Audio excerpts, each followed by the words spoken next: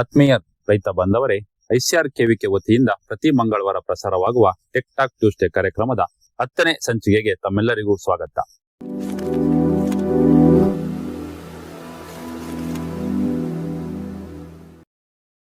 ಬಾಳೆ ಬೆಳೆಯು ನಮ್ಮ ಭಾರತ ದೇಶದ ಪ್ರಮುಖ ವಾಣಿಜ್ಯ ಬೆಳೆ.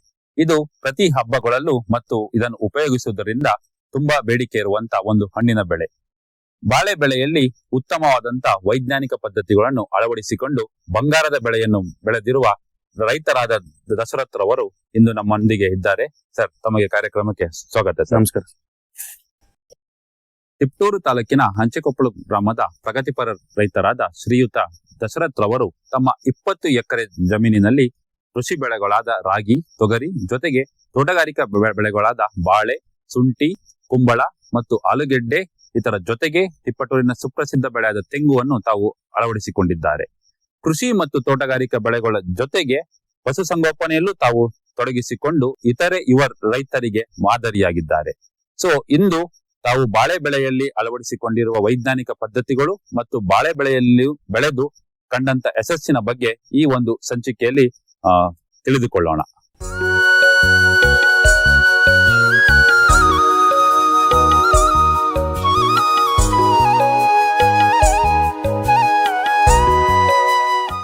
ಸರ್, ಮೊದಲಿಗೆ ಬಾಳೆನೇ ಬೆಳಿಬೇಕು ಅಂತ ನಿಮ್ಗೆ ಯಾಕೆ ಅನಿಸ್ತು? ಇಲ್ಲ ನೀವು ಹಿಂದೆ ನಿಮ್ಮ ತಂದೆಯವರು ಏನಾದ್ರು ಬೆಳೆದಿದ್ರಾ, ಇಲ್ಲ ನೀವೇ ಫಸ್ಟ್ ಟೈಮ್ ಹಾಕಿರೋದ? ಸರ್, ಇಲ್ಲ ಸರ್, ಮೊದ್ಲಿಂದ ನಮ್ಮ ಪೂರ್ವಜರು ಕೃಷಿಕರೇ. ನಮ್ಮ ತಂದೆಯವರೆಲ್ಲ ಬೆಳೀತಾ ಇದ್ರು. ಇತ್ತೀಚೆಗೆ ನಾವು ನೀರಾವರಿ ಎಲ್ಲ ಕಮ್ಮಿ ಇರೋದ್ರಿಂದ ಮಾಡ್ತಿರ್ಲಿಲ್ಲ. ಈಗ 21ನೇ ಇಸ್ವಿಯಿಂದ ನಾನು ಕೃಷಿ ಮಾಡ್ಬೇಕು ಅಂತ ಸ್ಟಾರ್ಟ್ ಮಾಡಿದಾಗ್ಲಿಂದ ಏನಿಲ್ಲ ಸರ್, ಚೆನ್ನಾಗಿ ದುಡ್ಡಾಗುತ್ತೆ ಅನ್ನೋ ಒಂದು ಇದರಿಂದ ಯಾವಾಗ್ಲೂ ಬಾಳೆಗೆ ಬೇಡಿಕೆ ಇರುತ್ತೆ. ಯಾವಾಗ್ಲೂ ಒಂದ್ 30-40 ರೂಪಾಯಿ ರೇಟ್ ಸಿಗುತ್ತಲ್ಲ ಅಂತ ಹೇಳಿ, ಒಂದು ದುಡ್ಡಿನ ಬೆಳೆ ಅಲ್ಲ ಅಂತ ಹೇಳಿ ನಾವು ಆಯ್ಕೆ ಮಾಡ್ಕೊಂಡು ಅಷ್ಟೇ. ಸರ್, ಬಾಳೆ ಬೆಳೆಯಕ್ಕಿಂತ ಮುಂಚೆ ಇಲಾಖೆ ಅಥವಾ ವಿಜ್ಞಾನಿಗಳ ಸಂಪರ್ಕ ಏನಾದ್ರು ಮಾಡಿದ್ರಾ? ಹಾ ಸರ್, ಇಲ್ಲೇ ಕೊನೆಹಳ್ಳಿ ಕೆವಿಕೆನಲ್ಲಿ ಹೋಗಿದ್ದೆ. ಕೊನೆಹಳ್ಳಿ ಕೆವಿಕೆನಲ್ಲಿ ಹೋದಾಗ ನನಗೆ ನೀವೇ ಸಿಕ್ಕಿ ಇಲ್ಲ ಮಾಡಿ ಆಗುತ್ತೆ. ನನ್ಗೇನ್ ಅಷ್ಟೊಂದು ಜಾಸ್ತಿ ಬೆಳಿಬೇಕು ಅನ್ನೋ ತರಕ್ ಏನಿರ್ಲಿಲ್ಲ, ಒಂದ್ 200-300 ಹಾಕಬೇಕು ಅನ್ನೋ ತರಕ್ ಇತ್ತು ಅಷ್ಟೇ ನಮ್ಗೆ. ನೀವು ಇಲ್ಲ ಸಲಹೆ ಕೊಟ್ರಿ, ಇಲ್ಲ ಒಂದ್ 2 ಎಕರೆಗೆ ಮಾಡಿ ನಾವು ನಿಮ್ಗೆ ಸಹಾಯ ಮಾಡ್ತೀವಿ, ನಮ್ ಕೈಲಿ ಏನಾಗುತ್ತೆ ಅದು ನಮ್ ಕೆವಿಕೆ ಕಡೆಯಿಂದ ನಮ್ಗೆ ಏನೇನ್ ಸಪೋರ್ಟ್ ಬೇಕು ನಾವು ಮಾಡ್ತೀವಿ ಅಂತ ಅಂದ್ರೆ, ಹಂಗಾಗಿ ನಾವು ಒಂದ್ 2 ಎಕರೆಗೆ 1400 ಬುಡ ಹಾಕಿದೀವಿ ಸರ್. ಓಕೆ ಸರ್, ಸಸಿಗಳು ನಮ್ ಕೆವಿಕೆ ತಗೊಂಡಿದ್ದು. ಓಕೆ, ಇವು ಬೇರೆ ರೈತರುಗಳಿಗೊಂದು ಗಮನಕ್ಕೆ, ಸೀಸನ್ ಅಲ್ಲಿ ನಮ್ಮ ಕೃಷಿ ವಿಜ್ಞಾನ ಕೇಂದ್ರ ತಿಪ್ಟೂರು ಕಡೆಯಿಂದ ನಿಮ್ಗೆ ಉತ್ತಮವಾದಂತ ಕ್ವಾಲಿಟಿ ಮೆಟೀರಿಯಲ್, ಪ್ಲಾಂಟಿಂಗ್ ಮೆಟೀರಿಯಲ್ ನಮ್ಮ ಕೆವಿಕೆನಲ್ಲಿ ಅವೈಲೇಬಲ್ ಇರುತ್ತೆ. ಸರ್, ಒಂದು ಗಿಡಕ್ಕೆ ಎಷ್ಟು ಪ್ರೈಸ್ ಆಯ್ತು ಸರ್, ಅಂದ್ರೆ ಕಾಸ್ಟ್? ಸರ್, ನನಗೆ ಇಲ್ಲಿ ಡೆಲಿವರಿನೇ 25 ರೂಪಾಯಿ ಬಿತ್ತು ಒಂದು ಸೊಸಿಗೆ. ನಾವು 1400 ಕೂಡ ಸೊಸಿ ತರಿಸಿದ್ವಿ. 1400 ಗಿಡ. ಹೌದು ಸರ್, ಸಾಮಾನ್ಯವಾಗಿ ಈಗ ನಮ್ ತಿಪ್ಟೂರ್ ಭಾಗ ಅಥವಾ ತುಮಕೂರು ಭಾಗದಲ್ಲಿ ಬಾಳೆನ ಕಮರ್ಷಿಯಲ್ ಆಗಿ ಯಾರು ಬೆಳೆಯಲ್ಲ. ಗುಂಪು ಬಾಳೆ ಮಾಡ್ತಾರೆ, ಅಥವಾ 100 ಬುಡ 200 ಬುಡ ಹಂಗ ಹಾಕೊಂಡಿರ್ತಾರೆ. ಅಡಕೆನೆಲ್ಲ ಅಂತರ ಬೆಳೆಯಾಗಿ ಸ್ವಲ್ಪ ಮನೆ ಮಟ್ಟಕ್ಕೆ ಹಾಕೊಂಡಿರ್ತಾರೆ. ಸೊ ನಿಮ್ಗೆ ಎಕರೆ ಗಟ್ಲೆ 1400 ಗಿಡಕ್ಕೆ ಹೋಗ್ಬೇಕು ಅಂತ ಫಸ್ಟ್ ಯಾಕೆ ಅನಿಸ್ತು? ಸರ್, ಏನಿಲ್ಲ, ನಾನು ಆಗ್ಲೇ ಹೇಳ್ದಂಗೆ ದುಡ್ಡು ಸರ್, ಅಷ್ಟೇ. ಈ ನಾವ್ ಏನೇ ಮಾಡಿದ್ರು ಈ ಕೃಷಿ ಮಾಡೋದ್ರಿಂದ ನಮಗ್ 4 ಕಾಸು ಸಿಗುತ್ತೆ ಅನ್ನೋದ್ರಿಂದಲೇ ನಾವ್ ಮಾಡ್ತಾ ಇರೋದು. ಹಂಗಾಗಿ ಒಂದ್ ಸ್ವಲ್ಪ ವೈಡ್ ಆಗಿ ಹೋಗೋಣ, ಒಂದ್ ಸ್ವಲ್ಪ ಜಾಸ್ತಿ ಮಾಡೋಣ ಅನ್ನೋ ಉದ್ದೇಶದಿಂದ ನಾವು 1400 ಬುಡಕ್ಕೆ ಹೋಗಿ 2 ಎಕರೆಗೆ ಮಾಡಿದ್ವಿ ಸರ್. ಓಕೆ ಸರ್, ಈಗ ಗಿಡಗಳು ತಂದ್ಮೇಲೆ ಸರ್ ತಮ್ಮ ಮನೆ ಹತ್ರ ಏನಾದ್ರು ಇಟ್ಕೊಂಡಿದ್ರಾ? 1-2 ದಿನ 3 ದಿನ ಇಟ್ಕೊಂಡು ಆಮೇಲೆ ನಾಟಿ ಮಾಡಿ? ಹೌದು ಸರ್, 1 ವಾರ ಇಟ್ಕೊಂಡಿದ್ವಿ ನಾವು. 1 ವಾರ ಇಟ್ಕೊಂಡು ನೀರನ್ನ ಅಲ್ಲೇ ಸಿಪ್ಪರಣೆ ಮಾಡ್ಕೊಂಡು 1 ವಾರದ ನಂತರ ನಾವು ನಾಟಿ ಮಾಡಿದ್ವಿ. ಸೊ ಡೈರೆಕ್ಟ್ ಲ್ಯಾಬ್ ಇಂದ ಬಂದಂತ ಪ್ಲಾಂಟಿಂಗ್ ಮೆಟೀರಿಯಲ್ ನ ಡೈರೆಕ್ಟ್ ನಾಳೆಗೆ ನಾವು ಪ್ಲಾಂಟಿಂಗ್ ಮಾಡೋದು ಏನಾಗುತ್ತೆ, ಅದು ಹಾರ್ಡನಿಂಗ್ ಆಗಿರೋದಿಲ್ಲ, ಮತ್ತೆ ನಮ್ಮ ಕ್ಲೈಮೆಟಿಕ್ ವೆದರ್ ಗೆ ಅದು ಸೂಟೇಬಲ್ ಆಗಿರೋದಿಲ್ಲ. ಸೊ ಅವಾಗ ಏನಾಗುತ್ತೆ, ನಾವು ಆತರ ಮಾಡಿ ಇವತ್ತು ಗಿಡ ಬಂತು ನಾಳೆಗೆ ನಾಟಿ ಮಾಡಿದ್ರೆ ಏನಾಗುತ್ತೆ, ಗಿಡಗಳು ಒಣಗೋಗೋದು, ಸತ್ತೋಗೋದು, ಇಲ್ಲ ನಮ್ ಕಂಡೀಷನ್ಗೆ ಅಡ್ಜಸ್ಟ್ ಇರೋದು ಆ ತರ ಆಗುತ್ತೆ.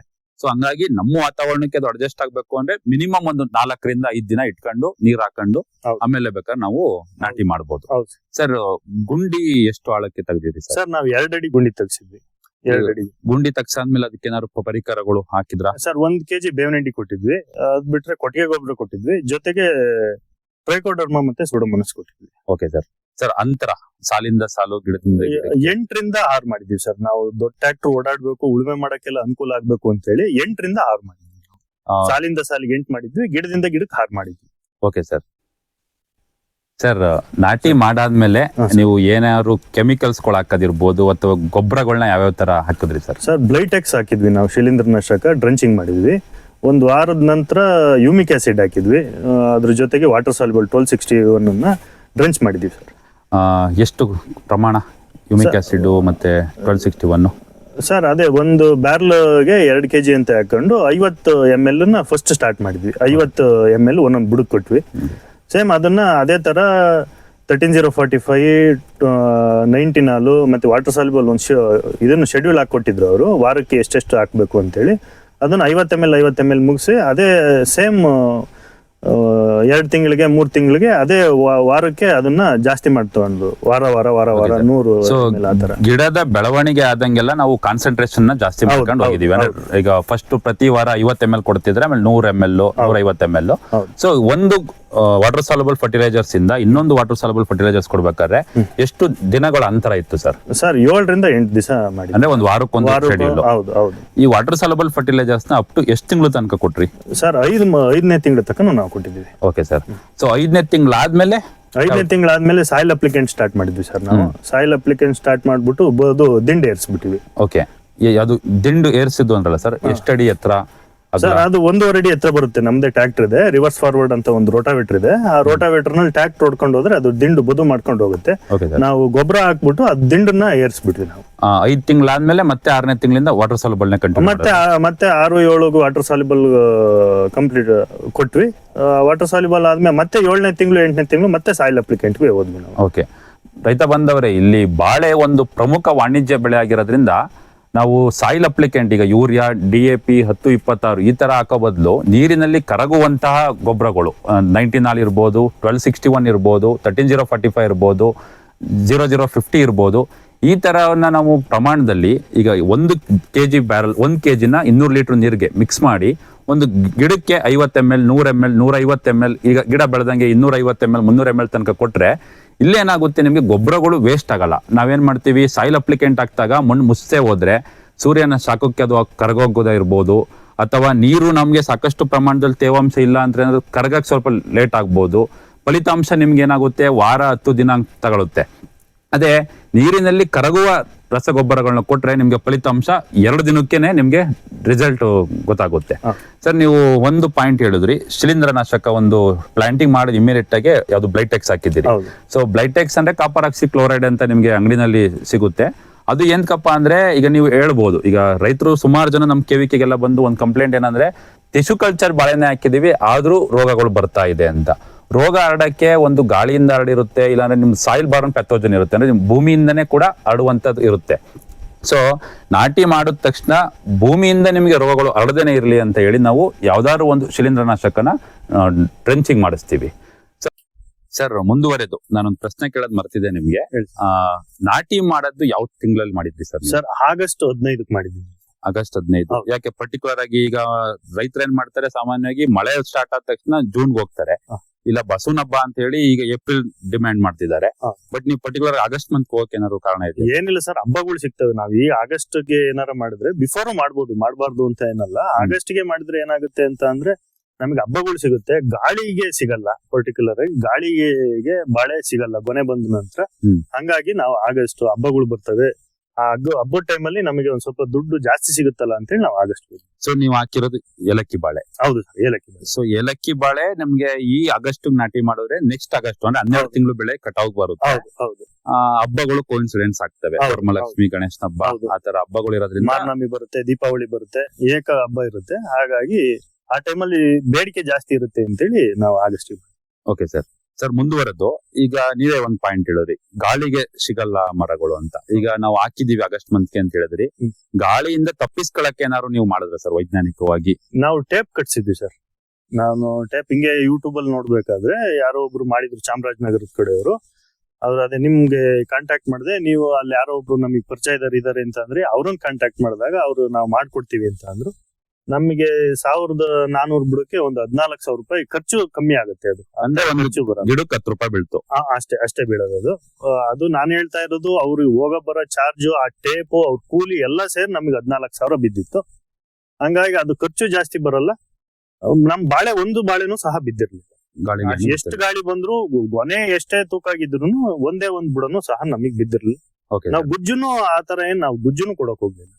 ಈಗ ಸಾಮಾನ್ಯವಾಗಿ ಬೇರೆ ರೈತರುಗಳೆಲ್ಲ ಏನ್ ಮಾಡ್ತಾರೆ, ಒಂದು ಮರಕ್ಕೆ 2 ಕಡೆ ಪೋಲ್ ಕೊಟ್ಟಿರ್ತಾರೆ ಗುಜ್ಜುಗಳನ್ನ. ಹೌದು ಹೌದು ಅದಕ್ಕೆ ಇದಕ್ಕೆ ಏನಾದ್ರು ವ್ಯತ್ಯಾಸ ಇದೆ ಸರ್, ಬಹಳ ವ್ಯತ್ಯಾಸ ಇದೆ. ಈಗ ಒಂದು ಗುಜ್ಜು ಬಂದ್ಬಿಟ್ಟು ನಿಮ್ಗೆ 80 ರಿಂದ 100 ರೂಪಾಯಿ ಕಮ್ಮಿ ಸಿಗಲ್ಲ. ಒಂದು ಬುಡಕ್ಕೆ ನೀವ್ 2 ಕೊಡ್ತೀವಿ ಅಂತ ಅಂದ್ರೆ ಕಮ್ಮಿ ಮಿನಿಮಮ್ ಅಂದ್ರೆ 150 ರೂಪಾಯಿ ನಮಗೆ ಒಂದು ಬುಡಕ್ಕೆ ಬೇಕಾಗುತ್ತೆ. ನಾವು ಜಾಸ್ತಿ ಪ್ರಮಾಣದಲ್ಲಿ ಇರೋದ್ರಿಂದ ನಮ್ಗೆ ಬಾಳೆಗಿಂತ ನಾವು ಗುಜ್ಜಿಗೆ ಜಾಸ್ತಿ ದುಡ್ಡು ಕೊಡ್ಬೇಕಾದಂತ ಸನ್ನಿವೇಶ ಬರುತ್ತೆ. ಹಂಗಾಗಿ ಟೇಪ್ ಬಹಳ ನಮ್ಗೆ ಅನುಕೂಲ ಮಾಡ್ಕೊಟ್ಟಿದೆ. ಆ ಟೇಪ್ ಮತ್ತೆ ಏನಾದ್ರು ನೆಕ್ಸ್ಟ್ ಸೀಸನ್ ಯೂಸ್ ಆಗುತ್ತೆ? ಇಲ್ಲ ಸರ್, ಅದೇನ್ ಯೂಸಿಗೆ ಬರಲ್ಲ. ಅದು ನೆಕ್ಸ್ಟ್ ಸೀಸನ್ ಏನ್ ಯೂಸಿಗೆ ಬರಲ್ಲ. ಒಂದು ಸತಿ ನಾವು ಅದನ್ನ ಉಪಯೋಗಿಸಬಹುದು, ಒಂದು ಬೆಳೆಗೆ ನಾವು ಮಾಡ್ಬೋದು. Okay sir. ಸರ್, ಮುಂದುವರೆದು ಈಗ ರಸಗೊಬ್ಬರಗಳು ಜೊತೆಗೆ ಸಾಯಿಲ್ ಅಪ್ಲಿಕೆಂಟ್ ಬಿಟ್ಟು ಯಾವ್ದಾದ್ರು ಮೈಕ್ರೋ ನ್ಯೂಟ್ರಿಯೆಂಟ್ಸ್ ಏನಾದ್ರು ಸ್ಪ್ರೇ ಮಾಡಿದ್ರಾ? ಸರ್, ನಾವು ಹಾಕಿದ್ದು 5 ತಿಂಗಳಂತ 6, 7, 8 ತಿಂಗಳಿಗೆ ನಾವು ಬನಾನಾ ಸ್ಪೆಷಲ್ ಹೋದ್ವು. 9 ತಿಂಗಳಿಗೆಲ್ಲ ನಮ್ದು ಮಾತೆ ಹೊಡಿತು. ಮಾತೆ ಬಂದಾದ್ಮೇಲೆ ನಾವು ಗೊನೆಗೆ ಹೊಡಿಯಕ್ ಸ್ಟಾರ್ಟ್ ಆದ್ವು ಬನಾನಾ ಸ್ಪೆಷಲ್ ನ. ಒಂದು ಬ್ಯಾರ್ಲಿಗೆ 1 kg ಬನಾನಾ ಸ್ಪೆಷಲ್ ಹಾಕೊಂಡು, ಒಂದು ಶಾಂಪು, ಒಂದು ನಿಂಬೆಹಣ್ಣು ಹಾಕೊಂಡು ನಾವು ಹೊಡೆದ್ವಿ. Okay sir. So banana special ಅಂತಂದ್ರೆ ಇದು ಲಘು ಪೋಷಕಾಂಶಗಳ ಸಮೂಹ. ಇದರಲ್ಲಿ ಬೋರಾನ್ ಇರ್ಬೋದು, ಜಿಂಕ್ ಇರ್ಬೋದು, ಕ್ಯಾಲ್ಸಿಯಂ ಇರ್ಬೋದು, ಈ ತರ ಒಂದು ವಿವಿಧ 4 ರಿಂದ 5 ಲಘು ಪೋಷಕಾಂಶಗಳು ಇರುತ್ತೆ. ನಾಟಿ ಮಾಡದ 5 ತಿಂಗಳ ನಂತರ ಪ್ರತಿ ತಿಂಗಳು ಒಂದೊಂದು ಸಿಂಪಡಣೆ ಮಾಡ್ಬೇಕಾಗುತ್ತೆ. ಸೊ ಇದರಿಂದ ನಿಮ್ಗೆ ಏನಾದ್ರು ಅನುಕೂಲ ಆಯ್ತಾ ಸರ್, ಬಾಳೆ ಸ್ಪೆಷಲ್ ಸ್ಪ್ರೇ ಮಾಡೋದ್ರಿಂದ? ಹೌದು ಸರ್, ಚೆನ್ನಾಗಿ ನಮ್ಗೆ ಬಾಳೆಯಲ್ಲಿ ಬಾಳೆ ಚುಪ್ಪಲ್ಲಿ ಯಾವ್ದೇ ತರದ್ದು ಒಂದ್ ಸ್ವಲ್ಪನೂ ಇದಿರ್ಲಿಲ್ಲ. ಬಾಳೆ ಚೆನ್ನಾಗಿ ಶೈನ್ ಇತ್ತು. ತೂಕನು ನಮ್ಗೆ ಇಳುವರಿ ಚೆನ್ನಾಗಿ ಬಂತು. Okay sir. ಸರ್, ಈಗ ತಿಪ್ಟೂರು ಅಂತಂದ್ರೆ ನಮ್ಗೆ ನೀರು ಕಡಿಮೆ ಇರುವಂತ ಪ್ರದೇಶ. ಸೊ ಇಲ್ಲಿ ನೀವು ಕಮರ್ಷಿಯಲ್ ಆಗಿ ಬಾಳೆ ಬೆಳೆದು ಸಕ್ಸಸ್ ಆಗಿದ್ದೀರಾ. ನೀರು ಯಾವ ತರ ನಿರ್ವಹಣೆ ಮಾಡಿದ್ರಿ ಸರ್? ನಮ್ದೆಲ್ಲ ಬಹಳ ಡ್ರೈ ಏರಿಯಾ ಇರೋದ್ರಲ್ಲಿ 4 ಗಂಟೆ ಟೈಮ್ ಕರೆಂಟ್ ಕೊಡ್ತಾರೆ. ನಾವೇನ್ ಮಾಡ್ಬಿಟ್ಟಿದೀವಿ ಅಂದ್ರೆ ಪೂರ್ತಿ ಎಲ್ಲ ಡ್ರಿಪ್ ಇರಿಗೇಷನ್ ಮಾಡಿದ್ವಿ, ಹನಿ ನೀರಾವರಿ ಪದ್ಧತಿ ಅಳವಡಿಸ್ಕೊಂಡಿದ್ವಿ. ನಾವು 500 ಗಿಡಕ್ಕೆ ಬ್ಯಾಚ್ ಮಾಡ್ಬಿಟ್ಟಿದೀವಿ. 3 ದಿವಸಕ್ಕೆ ಒಂದ್ಸತಿ ನೀರ್ ಬಿಡೋ ತರ ಮಾಡ್ಕೊಂಡಿದೀವಿ ನಾವು. ಒಂದು ಬುಡಕ್ಕೆ ಕಮ್ಮಿ ಅಂತ ಅಂದ್ರು 8 ರಿಂದ 10 ಲೀಟರ್ ನೀರ್ ಹೋಗುತ್ತೆ 4 ಗಂಟೆ ಟೈಮ್ ಅಲ್ಲಿ. ಹಂಗಾಗಿ ನಾವು 3 ದಿವಸಕ್ಕೆ ಒಂದ್ಸತಿ ಅಷ್ಟೊಂದು ಮಾತ್ರ ನೀರ್ ಕೊಡ್ತೀವಿ. ಸೊ 3 ದಿನಕ್ಕೊಂದ್ಸಲ 10 ಲೀಟರ್ ಅಷ್ಟು ಹೋಗ್ತಿದೆ. ಒಂದ್ ಗಿಡಕ್ಕೆ ಪ್ರತಿ ದಿನ ಕೊಟ್ರೆ ನೀವು ಅಲ್ಲಿಗೆ ಒಂದ್ 2.5 ರಿಂದ 3 ಲೀಟರ್ ಅಷ್ಟು ನೀರು ಸಾಕಾಗ್ತಿದ್ಯಾ ಸರ್? ಆಗ್ತಾ ಇದೆ ಸರ್, ನಮಗೆ ಸಾಕು, ಚೆನ್ನಾಗಿದೆ. Okay sir. ಸರ್, ಈಗ ನೀವು ಪ್ರತಿ ದಿನ 2.5 ರಿಂದ 3 ಲೀಟರ್ ಕೊಟ್ರೆ ನೀರು ಬೇಸಿಗೆ ಕಾಲದಲ್ಲಿ ಅದು ಸಾಕಾಗುತ್ತೆ ಸರ್? ಇಲ್ಲ ಅಷ್ಟು ಸಾಕಾಗುತ್ತೆ ಸರ್. ನಾವ್ ಏನ್ ಮಾಡ್ತಾ ಇದೀವಿ ಅಂದ್ರೆ ಬಾಳೆ ಎಲೆ, ಈ ಹಣ್ಣೆಲೆ ಏನಾಗುತ್ತೆ ಅದನ್ನ ನಾವೆಲ್ಲೂ ಹೊರಗಡೆ ಎಸೆಕ್ ಹೋಗ್ತಾ ಇಲ್ಲ. ನಾವು ಅಲ್ಲೇ ಅದ್ರದ್ ಬುಡಕ್ಕೆ ಹಾಕ್ತಾ ಇದೀವಿ. ಹಂಗಾಗಿ ಯಾವಾಗ್ಲೂ ನೀವು ತೇವಾಂಶ ಅದ್ರಲ್ಲಿ ಇಟ್ಕೊಂಡೇ ಇರುತ್ತೆ. ಅಂದ್ರೆ ಎಲೆಗಳನ್ನೆಲ್ಲ ಕಟ್ ಮಾಡಿ ಅಲ್ಲೇ ಹಾಕ್ಬಿಡ್ತೀವಿ. ಹೊದಿಕೆ ತರ ಮಾಡ್ತೀವಿ. ಅದ್ರ ಜೊತೆ ಅದ್ರ ಕುನ್ನಿ ಬರುತ್ತೆ ನೋಡಿ, ಅದು ಕುನ್ನಿ ಒಂದು 10 ರಿಂದ 15 ಕುನ್ನಿ ಬರುತ್ತೆ. 15 ದಿವಸಕ್ಕೆ ಒಂದ್ಸತಿ ನಾವು ಆ ಕುನ್ನಿನೂ ಕುಯಿಸ್ಬಿಟ್ಟು ಅದೇ ಬುಡಕ್ಕೆ ಹಾಕ್ಬಿಡ್ತೀವಿ. ಹಂಗಾಗಿ ಯಾವ್ದೇ ತರದ್ದು ನಮ್ಗೆ ನೀರಿಗೆ ಅದು ತೇವಾಂಶ ಅದನ್ನ ಇಟ್ಕೊಂಡಿರುತ್ತೆ. ನೀರಿಗೆ ನಮ್ಗೇನ್ ಸಮಸ್ಯೆ ಆಗಿಲ್ಲ. Okay sir. ಓಕೆ ಸರ್, ರೋಗ ಮತ್ತೆ ಕೀಟ ಹತೋಟಿ ಇಲ್ಲ ನಿಮ್ ತೋಟದಲ್ಲಿ ಏನಾದ್ರು ಪರ್ಟಿಕ್ಯುಲರ್ ಆಗಿ ರೋಗ ಕಾಣಿಸ್ಕೊಂಡಿತ್ತ? ಸರ್, ಸಿಗೋಟೋಕ ಬಂದಿತ್ತು ಅಲ್ಲಲ್ಲೇ ಒಂದ್ ಸ್ವಲ್ಪ. ಅದಕ್ಕೆ ಕಾಂಟಾಫ್ ನ ಸಿಂಪಡಿಸಿದ್ವಿ. ಅದ್ ಬಿಟ್ರೆ ಬಾಳೆ ಗೊನೆಗೆ ಚುಕ್ಕಿ ಬರಬಾರ್ದು ಅಂತ ಹೇಳಿ ನಾವು ಬನಾನಾ ಸ್ಪೆಷಲ್ ಜೊತೆಗೆ ಕೀಟನಾಶಕ ಅಳವಡಿಸ್ಕೊಂಡಿದ್ವಿ. ಯಾವ್ದಾದ್ರು ಒಂದು ಕೀಟನಾಶಕ ಅಳವಡಿಸ್ಕೊಂಡಿದ್ವಿ. ಈ ಸೊರಗು ರೋಗ ಏನಾದ್ರು ಕಾಣಿಸ್ಕೊಂಡಿತ್ತ? ಇಲ್ಲ ಸರ್, ನಮ್ಮ ಇದ್ರಲ್ಲಿ ಏನ್ ಬಂದಿರ್ಲಿಲ್ಲ. ಸೊ ರೈತ ಬಂದವರೇ, ನಾವು ಟಿಶ್ಯೂ ಕಲ್ಚರ್ ಪ್ಲಾಂಟ್ಸ್ ಏನ್ ಅಂಗಾಂಶ ಕೃಷಿ ಗಿಡಗಳು ಅಂತ ಏನ್ ಕರಿತೀವಿ, ಇದನ್ನ ಪ್ರಮುಖವಾಗಿ ಹಾಕೋದೇನಕಪ್ಪ ಅಂದ್ರೆ ಸೊರಗು ರೋಗನ ನಾವು ಅವಾಯ್ಡ್ ಮಾಡಕ್ಕೆ. ನಾವು ಕಂದಿಂದ ಇದನ್ನ ನಾವು ಸಸ್ಯಾಭಿವೃದ್ಧಿ ಮಾಡಿದ್ರೆ, ತಾಯಿ ಮರಕ್ಕೆ ಏನಾದ್ರು ಸೊರಗು ರೋಗ ಬಂದಿದ್ರೆ ನಿಮ್ಗೆ ಆಬ್ವಿಯಸ್ಲಿ ಕಂದಲ್ಲೂ ಕೂಡ ಅದು ಟ್ರಾನ್ಸ್ಫರ್ ಆಗಿರುತ್ತೆ. ಸೊ ಇದನ್ನ ಅವಾಯ್ಡ್ ಮಾಡಕ್ಕೆ ಏನ್ ಮಾಡ್ತೀವಿ, ಟಿಶ್ಯೂ ಕಲ್ಚರ್ ಪ್ಲಾಂಟ್ಸ್ ನ ರೆಕಮೆಂಡ್ ಮಾಡ್ತೀವಿ. ಸೊ ಸರ್, ಈಗ ಸಿಗಟೋಕ ಬಂದಿತ್ತು, ಕಾಂಟಾಫ್ ನ ಸ್ಪ್ರೇ ಮಾಡಿದ ತಕ್ಷಣ ಹತೋಟಿ ಬಂತ ಸರ್? ಬಂತು ಸರ್, ಬಂತು. ಸೊ ಕಾಂಟಾಫ್ ನಿಮ್ಗೆ ಎಕ್ಸಕೋನಜೋಲ್ ಅಂತ ಔಷಧಿಯ ಹೆಸರು. ಇದು ನಿಮ್ಗೆ ಎಲ್ಲಾ ತರ ಅಗ್ರೋ ಶಾಪ್ಸ್ ಗಳಲ್ಲೂ ಕೂಡ ಲಭ್ಯವಿದೆ. ಸರ್, ಗೊನೆ ಎಷ್ಟು ತಿಂಗಳಿಂದ ಸ್ಟಾರ್ಟ್ ಆಯ್ತು ಸರ್? ಸರ್, 9ನೇ ತಿಂಗಳಿಗೆ ಮಾತೆ ಹೊಡೆಯಕ್ ಸ್ಟಾರ್ಟ್ ಆಯ್ತು. ನಾವು ಕಟಾವ್ ಮಾಡಕ್ ಸ್ಟಾರ್ಟ್ ಆಗಿದ್ದು ಮೊದಲನೇ ಕಟಾವ್ 11.5 ತಿಂಗಳಿಗೆ. ನಾನು ಕಟಾವ್ 11.5 ತಿಂಗಳಿಗೆ ಸ್ಟಾರ್ಟ್ ಆಯ್ತು. ಒಂದು ಜಾಸ್ತಿ ಏನಿಲ್ಲ, ಒಂದ್ 20-25 ಗೊನೆ ಸ್ಟಾರ್ಟ್ ಆಯ್ತು ಫಸ್ಟ್ 11.5 ತಿಂಗಳಿಗೆ. ಅದ ನಂತರ ರೆಗ್ಯುಲರ್ ಆಗಿ ವಾರಕ್ಕೊಂದ್ಸತಿ 80 ಗೊನೆ, 150 ಗೊನೆ, 200 ಗೊನೆ ಈ ತರ ಕಟ್ ಮಾಡಿದ್ವಿ. ಫುಲ್ ಕಂಪ್ಲೀಟ್ ಆಗಕ್ಕೆ ಎಷ್ಟು ದಿನ ತಗೊಳ್ತು ಸರ್? ನಾವು ಹಾರ್ವೆಸ್ಟ್ ಸ್ಟಾರ್ಟ್ ಆದಾಗ್ಲಿಂದ ಪೂರ್ತಿ ಕಂಪ್ಲೀಟ್ ಆಗಕ್ಕೆ 3 ತಿಂಗಳೊಳಗೆ ಪೂರ್ತಿ ಕಂಪ್ಲೀಟ್. ಅಂದ್ರೆ 11 ತಿಂಗಳಿಂದ ಸ್ಟಾರ್ಟ್ ಆಗಿದ್ದು ಒಂದು 14-15 ತಿಂಗಳೊಳಗಡೆ ತೋಟದಲ್ಲಿ ಏನು ಇರಲಿಲ್ಲ ಗೊನೆ ಆ ತರ. ಓಕೆ ಸರ್, ಸರಿ. ಇಷ್ಟೆಲ್ಲಾ ನಾವು ವಾರಕ್ಕೊಂದ್ಸಲ ಗೊಬ್ಬರಗಳನ್ನ ಕೊಟ್ಟಿದ್ದೀವಿ, ಟೇಪ್ ಹಾಕ್ಸಿದಿರಿ, ಬನಾನಾ ಸ್ಪೆಷಲ್ ನ ಸ್ಪ್ರೇ ಮಾಡಿದಿರಿ. ಸೊ ಇದರಿಂದ ಪರಿಣಾಮವಾಗಿ ನಿಮ್ಗೆ ಇಳುವರಿ, ಎಲ್ಲರೂ ಅಲ್ಟಿಮೇಟ್ ಆಗಿ ಕೇಳಿದ್ರೆ ಇಳುವರಿ ಎಷ್ಟು ಬಂತು? ಒಳ್ಳೆ ಇಳುವರಿ ಬಂತು ಸರ್. 1400 ಬುಡಕ್ಕೆ ನನಗೆ ಒಂದು 20 ಟನ್ ಇಳುವರಿ ಬಂದಿದೆ. ತೂಕದಲ್ಲಿ ಹೇಳ್ಬೇಕಾದ್ರೆ ಸರ್ ಕಡಿಮೆ ಕಮ್ಮಿ ಸರ್? ಒಂದು ಬುಡಕ್ ಕಮ್ಮಿ ಅಂದ್ರು 15 kg. ನಮ್ ತೋಟದಲ್ಲಿ 15 kgನೇ ಕಮ್ಮಿ. ಜಾಸ್ತಿ ಅಂದ್ರೆ 24 kg ತಕನು ಬಂದಿದೆ. ಸರಾಸರಿ 17ರಿಂದ 18 ಕೆಜಿ ಇಟ್ಕೋಬಹುದು ಒಂದು ಬುಡಕ್ಕೆ. Okay sir. ಚಿಪ್ಗಳ ಸಂಖ್ಯೆ ಏನಾದ್ರು ಉದ್ದ ಬರೋದು ಗೊನೆ ಆ ತರ ಏನಾದ್ರು ಇರ್ತದೆ ಸರ್? ನಮ್ದು 12ರಿಂದ 13 ಚುಪ್ಪು, ಕೆಲವೊಂದು 14 ಚುಪ್ಪು ಈ ತರ ಬಂದಿದೆ. Okay sir. ಓಕೆ. ಮಾರುಕಟ್ಟೆ ಸರ್ ಎಲ್ಲಿ ಕೊಟ್ರಿ ಸರ್? ನಾವು ಇಲ್ಲೇ ಕೊಟ್ಬಿಟ್ಟು ಸರ್, ಇಲ್ಲೇ ಅವರೇ ಬಂತಿದ್ರು. ಇಲ್ಲಿ ಲೋಕಲ್ ಯಾರು ನಮ್ಗೆ ಜಾಸ್ತಿ ಕೊಡ್ತಾರೆ ಅವ್ರು ಅಲ್ಲೇ ಮಾರ್ಕೆಟ್ ನವರೇ ಬರೋರು. ಯಾರು 2 ರೂಪಾಯಿ ಜಾಸ್ತಿ ಕೊಡ್ತಾರೆ ಅವ್ರಿಗೆ ಕೊಡ್ತಿದ್ವಿ ಸರ್. ಪ್ರೈಸ್ ಸರ್ ಎಷ್ಟು ಸಿಕ್ತು ಸರ್? ನಮ್ಗೇನ್ ಅಂತ ಈ ಸತಿ ಜಾಸ್ತಿ ಸಿಗ್ಲಿಲ್ಲ. ಒಂದು 40 ರೂಪಾಯಿ, ಮಿನಿಮಮ್ 40 ರೂಪಾಯಿ ನಮಗೆ ಸಿಕ್ತು. ಸೊ ಬಾಳೆ ಬೆಳೆದ್ರೆ ನಮ್ಗೆ ಮಿನಿಮಮ್ 40 ರುಪೀಸ್ ಅಂತ ಗ್ಯಾರಂಟಿ ಸಿಗುತ್ತೆ ಸರ್, ಅಷ್ಟೊಂದು ಗ್ಯಾರಂಟಿ ಸಿಗುತ್ತೆ. ಒಳ್ಳೆ ಬೆಳೆ ಇತ್ತು ಅಂತ ಅಂದ್ರೆ ಮಾರ್ಕೆಟ್ ಅಲ್ಲೂ ಒಳ್ಳೆ ಪ್ರೈಸ್. ಸರ್ ಖರ್ಚು ಎಷ್ಟು ಮಾಡಿದ್ರಿ? ಭೂಮಿ ಸಿದ್ಧತೆ ಇಂದ ಹಿಡಿದು ಅಪ್ ಟು ನಿಮ್ದು ಬಾಳೆ ಕಟಾವಾಗಿ ಗಾಡಿಗೆ ಹಾಕ ತನಕನು ಖರ್ಚು ಎಷ್ಟಾಗಿದೆ ಸರ್? ಒಂದು ಬುಡಕ್ಕೆ ಒಂದು 200 ರೂಪಾಯಿ ಖರ್ಚು ಮಾಡಿ. ಅಂದ್ರೆ ನಿಮ್ಮ ಶ್ರಮ, ನಿಮ್ಮ ಮನೆಯವ್ರ ಕೆಲಸ ಬಿಟ್ಟು 200? ಹೌದೌದು, ನಮ್ಮ ಶ್ರಮ ಬಿಟ್ಟು 200 ರೂಪಾಯಿ ಖರ್ಚು ಬಂದಿತ್ತು. Okay sir. ಗಳಿಕೆಲ್ಲ ಹೇಳ್ಬೇಕಾದ್ರೆ ಸರ್ ಒಂದು 2,80,000 ನಮ್ಗೆ ಖರ್ಚಾಗಿತ್ತು. ಒಂದು 8 ಲಕ್ಷ ದುಡ್ಡು ಮಾಡ್ಕೊಟ್ಟು. ಸೊ ಆಲ್ಮೋಸ್ಟ್ 3 ಪಟ್ಟು. ಹೌದು, 2 ಪಟ್ಟು ಅಂತೂ ಜಾಸ್ತಿ ಸಿಕ್ಕಿದೆ. ಸೊ ವಾಣಿಜ್ಯ ಬೆಳೆ ಅಂತ ಅದಕ್ಕೆ ಹೇಳೋದು ನಾವು. 1 ರೂಪಾಯಿ ಬಂಡವಾಳ ಹಾಕಿದ್ರೆ ನಮ್ಗೆ 2.5 ರೂಪಾಯಿಗಿಂತ ಜಾಸ್ತಿ ಲಾಭ ಬಂದ್ರೆ ಅದು ವಾಣಿಜ್ಯ ಬೆಳೆ. ಸರ್ ಇಷ್ಟೆಲ್ಲ ನೀವು ಯಶಸ್ವಿಯಾಗಿ ಬಾಳೆ ಬೆಳೆದಾದ್ಮೇಲೆ ಇತರರಿಗೆ ಏನಾದ್ರು ಮಾರ್ಗದರ್ಶನ ತಗೊಳ್ತಾವ್ರಾ, ಇಲ್ಲ ನಿಮ್ಮನ್ನ ನೋಡಿ ಬೇರೆಯವ್ರ ಏನಾದ್ರು ಬಾಳೆ ಹಾಕ್ತಾವ್ರಾ? ಸುಮಾರು ಜನ ಹಾಕಿದ್ದಾರೆ ಸರ್. ಇಲ್ಲಿ ಕಡೂರ್ನವ್ರೊಬ್ರು ಸ್ನೇಹಿತರು ಬಂದಿದ್ರು, ಇಲ್ಲೇ KVKNಗೆ ಟ್ರೈನಿಂಗ್ ಬಂದಿದ್ರು ಬಾಳೆಗೆ ಅಂತೇಳಿ. ಅವ್ರು ಬಂದಿದ್ರು, ತಮಿಳ್ನಾಡು ಅವ್ರು ಬಂದಿದ್ರು, ಇವತ್ತಿಗೂ ಕಾಂಟ್ಯಾಕ್ಟ್ ಅಲ್ಲಿ ಇದಾರೆ. ಇವತ್ತು ಬಾಳೆ ಬೆಳೀತಾ ಇದಾರೆ ಅವರು. ಸುಮಾರು ಜನ ಸರ್, ಸುಮಾರು ಜನ ಬಂದಿದ್ದಾರೆ, ಸುಮಾರು ಜನ ಬಾಳೆ ಬೆಳೆದಿದ್ದಾರೆ, ನೋಡ್ಕೊಂಡು ಹೋಗಿದ್ದಾರೆ, ಅವರು ಅಳವಡಿಸ್ಕೊಂತ ಇದಾರೆ. ಟೇಪು ವ್ಯವಸ್ಥೆನೆಲ್ಲ ಅವರು ಮಾಡ್ಕೊಂತ ಇದಾರೆ ಈಗ. ಸೊ ಅವರೆಲ್ಲ ನಿಮ್ಗೆ ಯಾವ ತರ ಫೀಡ್ಬ್ಯಾಕ್ ಕೊಟ್ರು ಸರ್? ಅಂದ್ರೆ ಬೆಳೆ ಯಾವ ತರ ಇದೆ ಸರ್? ತಮಿಳ್ನಾಡು ಅವ್ರು ಹೇಳೋದು ಹೆಂಗೆ ಅಂತಂದ್ರೆ, ನಮ್ಗೆ ಅಷ್ಟೊಂದು ನೀರಾವರಿ ಇದೆ, ನಾಲೆ ಪಕ್ಕದ್ದೇ ನಮ್ಮ ಜಮೀನು, ಇಷ್ಟು ನಮ್ಮ ಬುಡಗಳು ದಪ್ಪ ಬಂದಿಲ್ಲ, ಇಷ್ಟು ಕಾಯಿ ಚೆನ್ನಾಗಿ ಬಂದಿಲ್ಲ ಅಂತೇಳಿ. ನಾವು ಹನಿ ನೀರಾವರಿ ಅಳವಡಿಸ್ಕೊಂಡೆ ಇಷ್ಟು ಚೆನ್ನಾಗಿ ಮಾಡಿದಾರಲ್ಲ ಅಂತೇಳಿ ಅವ್ರು ಆಶ್ಚರ್ಯ ವ್ಯಕ್ತಪಡಿಸಿದ್ರು. ಅದೊಂದು ಖುಷಿ ಇದೆ ನಮ್ಗೆ. Okay sir. ಸರ್ ಈಗ ಈ ಲಾಸ್ಟ್ ವರ್ಷ ನೀವು 1400 ಪ್ಲಾಂಟ್ಸ್ ಮಾಡಿದ್ರಿ. ಬಟ್ ಈಗ ನಾವು ತೋಟದಲ್ಲಿ ವಿಡಿಯೋದಲ್ಲಿ ನೋಡ್ತಾ ಇರ್ಬೇಕಾದ್ರೆ 2 ಇದೆ ಗಿಡ. ಇದಕ್ಕೇನಾದ್ರು ಪ್ರಮುಖ ಕಾರಣ ಇರ್ಬೋದು ಸರ್? ಏನಿಲ್ಲ, ಇದ್ರಲ್ಲಿ ಆಲ್ರೆಡಿ ಸ್ಟೋರೇಜ್ ಫುಡ್ ಇರುತ್ತೆ. ಅದ್ರ ಜೊತೆಗೆ ಅದಕ್ಕೆ ನಿಮ್ಮ ಸಂಪರ್ಕ ಮಾಡಿದಾಗ ನೀವು 2 ಬಿಡಿ ಚೆನ್ನಾಗಿ ಬರುತ್ತೆ ಅಂತ ಅಂದ್ರೆ, ಈಗ ಅದು ಈಗ ನೋಡ್ತಾ ಇದೀರಿ ನೀವೇ, ಓಸತಿಗಿಂತಲೂ ಲಾಸ್ಟ್ ಟೈಮ್ ಗಿಂತಲೂ ಈ ಸತಿ ಬುಡ ಎಲ್ಲ ಬಹಳ ದಪ್ಪ ಇದೆ. ಹಂಗಾಗಿ ಲಾಸ್ಟ್ ಟೈಮ್ ಗಿಂತಲೂ ನನಗೆ ಈ ಸತಿ ಇಳುವರಿ ಜಾಸ್ತಿ ಬರ್ಬೋದು ಅಂತ ನಾವು ನಿರೀಕ್ಷೆಯಲ್ಲಿ. ಎಷ್ಟು ಎಕ್ಸ್ಪೆಕ್ಟೇಷನ್ ಸರ್? ಸರ್ ಅದೇ ಲಾಸ್ಟ್ ಟೈಮ್ ಒಂದು 20 ಟನ್ ಇತ್ತು, ಈ ಸತಿ ಒಂದು 40ರಿಂದ 42 ಟನ್ ನಿರೀಕ್ಷೆ ಇಟ್ಕೊಂಡಿದೀವಿ ಸರ್. ಓಸತಿಗಿಂತಲೂ ಬೆಳೆ ಈ ಸತಿ ಉತ್ತಮವಾಗಿ ಬರ್ತಾ ಇದೆ. Okay sir. ರೋಗ ಅಥವಾ ಕೀಟ? ಅದೇ ಒಂದ್ ಸ್ವಲ್ಪ ಈ ಸತಿ ಪೊಟ್ಯಾಶ್ ಕೊರತೆ ಅನ್ನೋ ತರ ಕಾಣಿಸ್ತಾ ಇದೆ. ಈ ಸತಿ ಸಿಗೋಟಕ್ಕೆ ಒಂದ್ ಸ್ವಲ್ಪ ಅರ್ಲಿ ಬಂದಿದೆ. Okay sir. ಅದಕ್ಕೆಲ್ಲ ಸ್ಪ್ರೇ ಮಾಡ್ಕೊಂತ ಸ್ಪ್ರೇ ಮಾಡ್ಕೊಳ್ತೀವಿ. ಪೊಟ್ಯಾಶ್ ನ ಸ್ವಲ್ಪ ಜಾಸ್ತಿ ಪ್ರಮಾಣದಲ್ಲಿ ಹಾಕೊಳ್ಬೇಕು. ಸರ್ ಜೋಡಿ ಸಾಲ್ ಮಾಡೋದ್ರಿಂದ ನಿಮ್ಗೆ ನೀರು ಮತ್ತೆ ಗೊಬ್ಬರದ್ದು ಏನಾದ್ರು ಇದಾಗ್ತಿದ್ಯಾ? ಇಲ್ಲ ಸರ್, ಅದೇ ತರ ಏನ್ ನಾವು 1 ಕೊಡ್ತಿದ್ವು ಅದನ್ನೇ ಪ್ರಮಾಣ ಜಾಸ್ತಿ ಮಾಡಿದೀವಿ ಅಷ್ಟೇ. 2 ಕೊಡ್ತಾ ಇದೀವಿ ಅಷ್ಟೇ. ಅದ್ ಬಿಟ್ರೆ ನೀರೆಲ್ಲ ಅದೇ ಡ್ರಿಪ್ ಲೈನ್ ಇದೆ. ಡ್ರಿಪ್ ಲೈನ್ ಏನು ನಾವು ತೆಗೆದಿಲ್ಲ, ಹೊಸದಾಗಿ ಏನು ಡ್ರಿಪ್ ಲೈನ್ ಮಾಡಿಲ್ಲ. ಗೊಬ್ಬರ ಪ್ರಮಾಣ ಮಾತ್ರ 1 ಕೊಡೋ ಬದಲು 2 ಬುಡ ಕೊಟ್ಕೊಂಡು ಜಾಸ್ತಿ ಕೊಡ್ತೇವೆ. ಖರ್ಚೆಷ್ಟು ಸರ್ ಇದುವರೆಗೂ ಆಗಿರೋದು? ಸರ್ ಈ ಓಸತಿ ಪ್ರಮಾಣಕ್ಕೋಸ್ಕೊಂಡ್ರೆ ಈ ಸತಿ ಕೂಳೆ ಬೆಳೆಯಲ್ಲಿ ಏನೇನು ಖರ್ಚಿಲ್ಲ. ಇದುವರೆಗೂ ನಮ್ಗೆ 85ರಿಂದ 90,000 ನಾವು ಖರ್ಚು ಮಾಡಿ. ಯಾಕಂದ್ರೆ ಆಗ ಪ್ಲಾಂಟಿಂಗ್ ಮಾಡೋದು ಉಳಿಯುತ್ತೆ, ಮತ್ತೆ ಭೂಮಿ ಸಿದ್ಧತೆ ಉಳಿಯುತ್ತೆ, ಪೈಪ್ ಲೈನ್ ಉಳಿಯುತ್ತೆ, ಎಲ್ಲ ಉಳಿಯುತ್ತೆ. ಹೌದು. ಸೊ ಬಾಳೆನಲ್ಲಿ ನಮ್ಗೆ ಪ್ರಥಮ ಬೆಳೆಗಿಂತ 2ನೇ ಬೆಳೆ ನಮ್ಗೆ ಲಾಭ ಜಾಸ್ತಿ. ಖರ್ಚು ಬಹಳ ಕಮ್ಮಿ ಇರುತ್ತೆ, ಪ್ರಾಫಿಟ್ ಜಾಸ್ತಿ. ಹೌದು. Okay sir. ಓಕೆ ಸರ್, ಇಲ್ಲಿಂದ ನೀವು ಯಶಸ್ಸನ್ನ ಪಡೆದು ಮತ್ತೆ ಏನಾದ್ರು ಬಾಳೆನ ಮತ್ತೆ ನಿಮ್ದು ಅಂದ್ರೆ ಸ್ಟಾರ್ಟಿಂಗ್ ಅಲ್ಲಿ ನಾವ್ ಹೇಳ್ದು ನಿಮ್ದು 20 ಎಕರೆ ಅಷ್ಟು ಇದೆ. ಏರಿಯಾ ಏನಾದ್ರು ಜಾಸ್ತಿ ಮಾಡಿದೀರಾ, ಎಕ್ಸ್ಪೆಂಡ್ ಮಾಡಿದೀರಾ? ಹೌದು ಸರ್. ಮತ್ತೆ ಈ ಸತಿ 2200 ಬುಡ ನಾವು 2 ಎಕರೆಗೆ ಹಾಕಿದೀವಿ, ಹೊಲಕ್ಕೆ ಹಾಕಿದೀವಿ. ಈ ಸತಿ ಚೆನ್ನಾಗಿದೆ ಸರ್. ಅದು ಆಲ್ರೆಡಿ ನಾವು ಪ್ಲಾಂಟ್ ಮಾಡಿ ಆಗ್ಲೇ ಆಗಸ್ಟ್ 31ನೇ ತಾರೀಕು ಅದನ್ನು ಹಾಕಿದ್ವಿ. ಈ ಸತಿ ಅದು ಬಹಳ ಚೆನ್ನಾಗಿ ಬರ್ತಾ ಇದೆ ಸರ್. ಸೊ ಟೋಟಲಿ ನಿಮ್ಮ ಹತ್ರ ಟೋಟಲಿ ಇದು 2800 ಬುಡ, ಈಗ ಅದು 2200 ಬುಡ. ಈ ಸತಿ 5000 ಬುಡ ಇದೆ ಸರ್ ಈ ಸತಿ. Okay sir. ಓಕೆ. ಸೊ ರೈತ ಬಂದವರೇ, ತಮ್ಮ ಶ್ರಮ ಮತ್ತು ವಿಜ್ಞಾನಗಳ ಅಳವಡಿಕೆಯಿಂದ ವೈಜ್ಞಾನಿಕ ಪದ್ಧತಿಯಿಂದ ಬಾಳೆಯನ್ನು ಬೆಳೆದು ದಶರಥರವರು ಯಶಸ್ಸನ್ನು ಕಂಡಿದ್ದಾರೆ.